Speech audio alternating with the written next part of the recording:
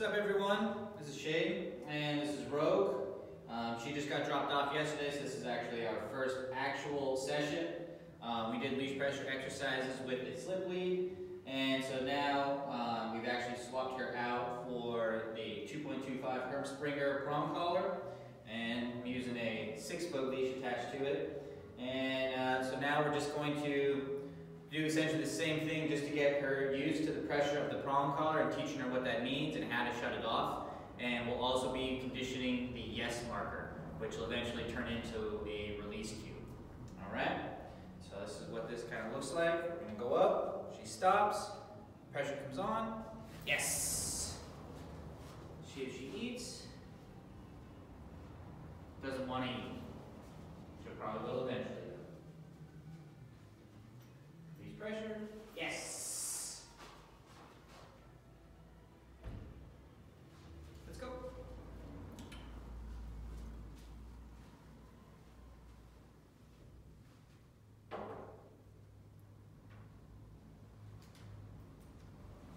Yes.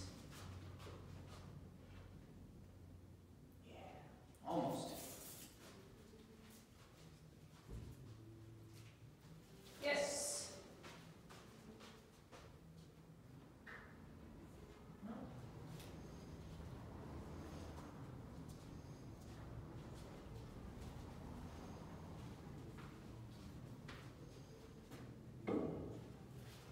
Yes.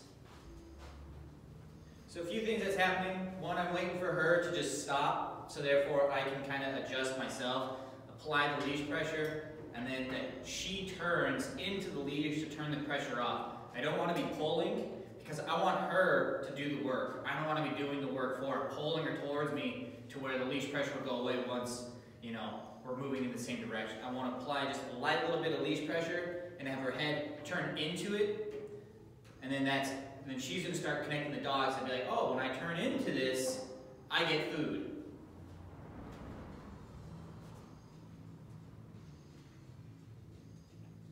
Pressure.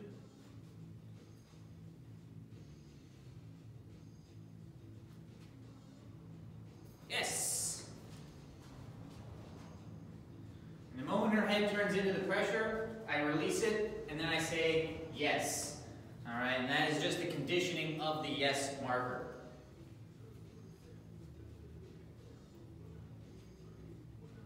Yes! Almost. She's curious, but she's just doesn't want to eat yet.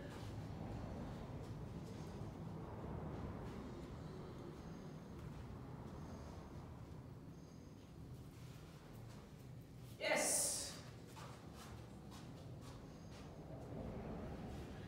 You don't always have to just do this from one side. Moving from one side to the other, it's all just teaching the dog to follow the leash. Yes!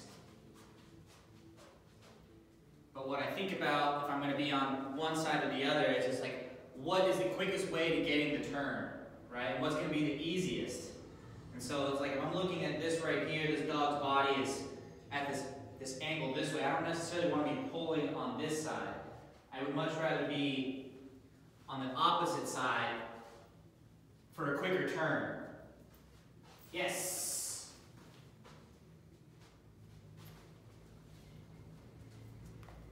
And so now I'm on this side here. We're now pretty neutral, so I can essentially be on either side.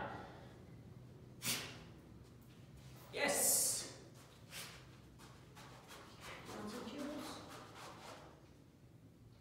Oh yeah, good girl.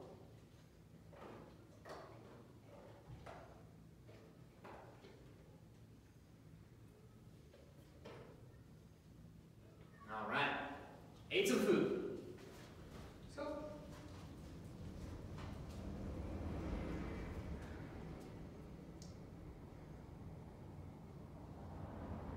So she's fixated on me. I'm going to take a step forward, see if she gets distracted by the window. There we go.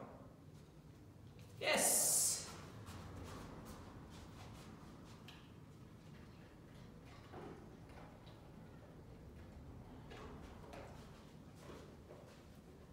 Make sure you're distracted by Ruben here.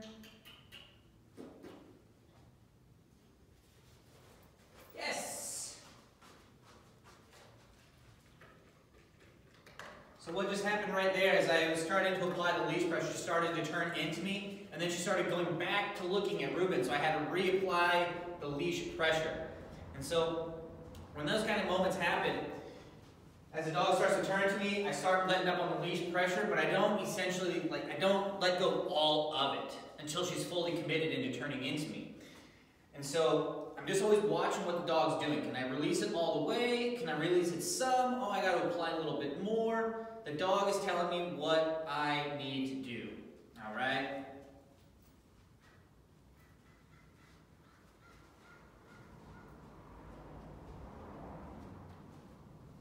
Yes.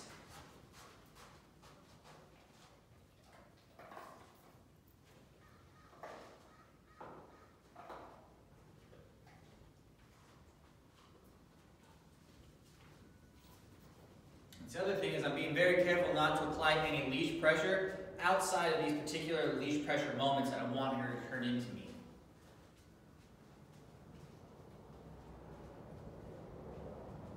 She's essentially just following my body cues.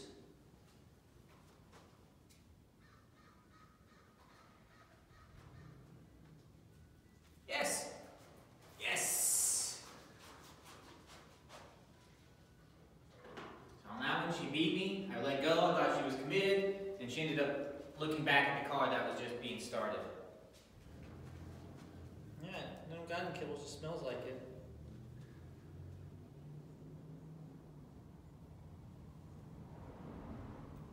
Yes. Subtle leash pressure.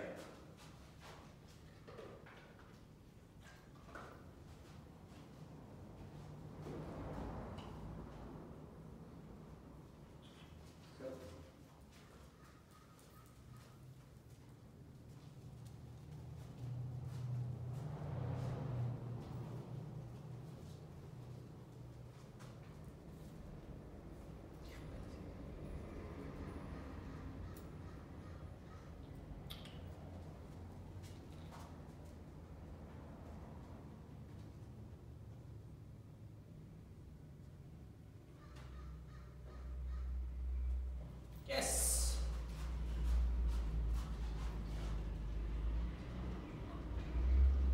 So as the dog is starting to look at me, one of the things I like to do, we both like to do this here, is we'll kind of take a step forward, and so the dog will kind of oh yeah, what's up front? And they'll start looking out that way, which can provide an opportunity to sneak back to apply leash pressure.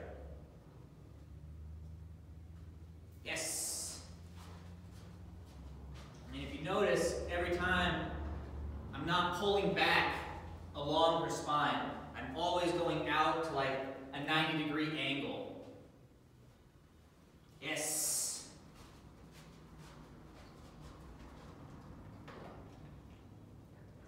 If I pull along her spine, she could then start to resist it and start pulling, forward.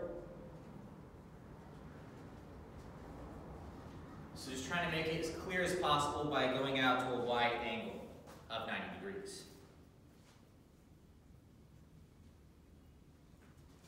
Yes.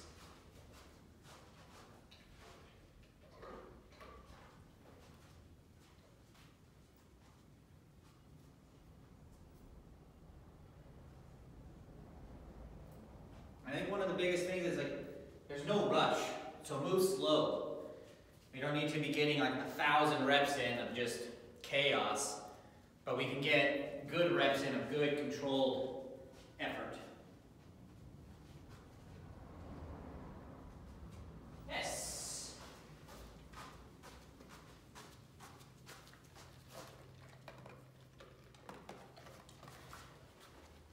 Me walking backwards is increasing the distance the dog has to travel. It's making the dog chase the food. Just kind of creating a different kind of engagement. Yes.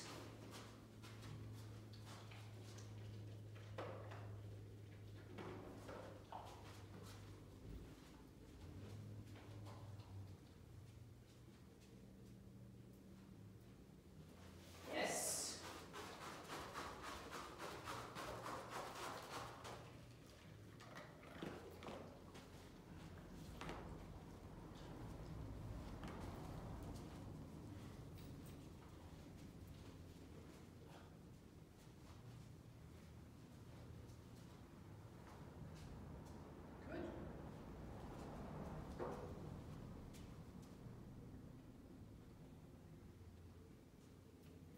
Yes.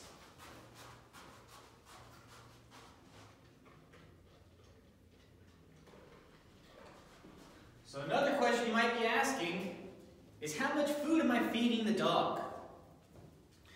So she gets anywhere in a day from her daily feeding on her chart from 2.5 to 3 cups a day. So I don't know what her food, how food motivated she is. So I went on to the lower end and thought about 2.5 cups a day. So I filled up 1.25 cups, which is in the pouch.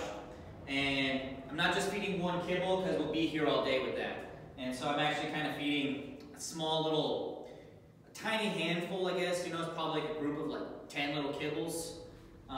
And that's what she's getting about each time that we're doing this.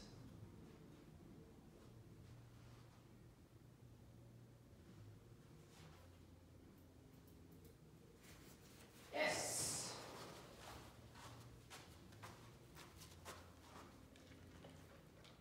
Might even be more like 14, 15 little kibbles. Pretty small.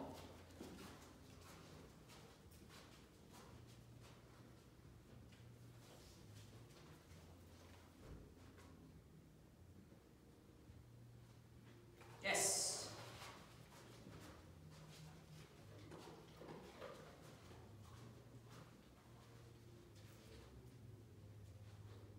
Yes.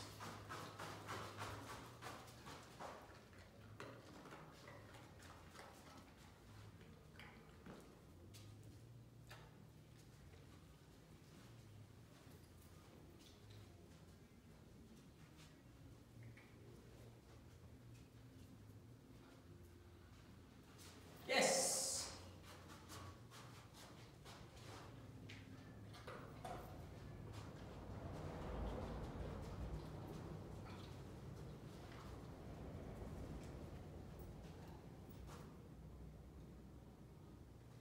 Yes.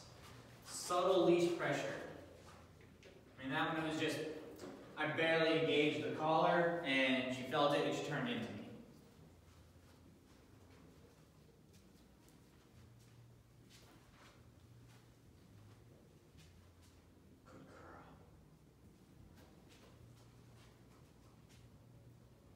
Yes. Down.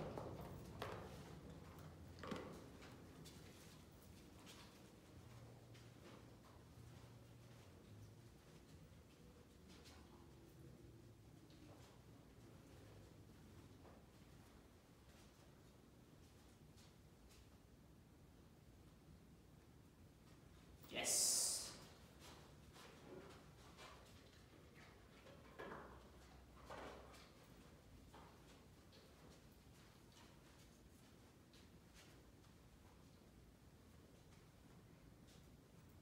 Good.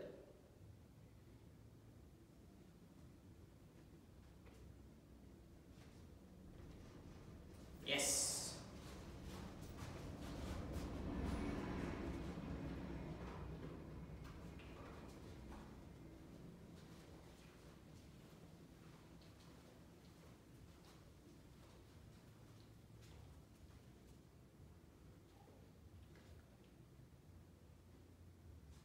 Yes.